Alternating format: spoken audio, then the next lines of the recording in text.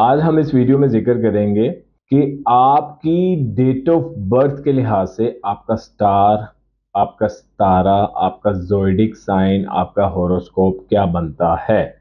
क्योंकि हमें बहुत सी क्यूरीज आ रही थी कि सर ये मेरी डेट है, मुझे मेरा सितारा बता दें। तो आज हम इस वीडियो में डिस्कस करेंगे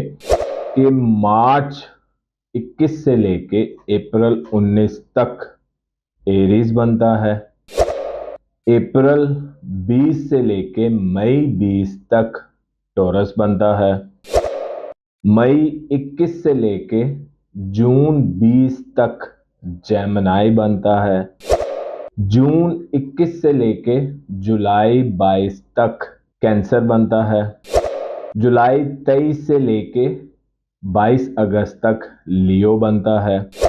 अगस्त 23 से लेके सितंबर 22 तक विर्गो बनता है, सितंबर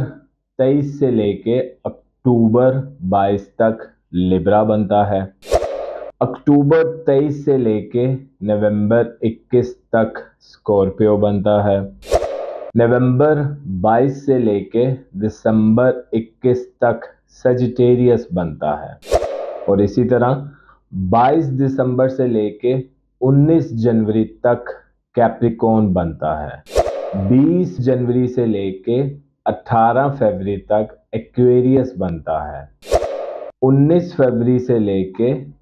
20 मार्च तक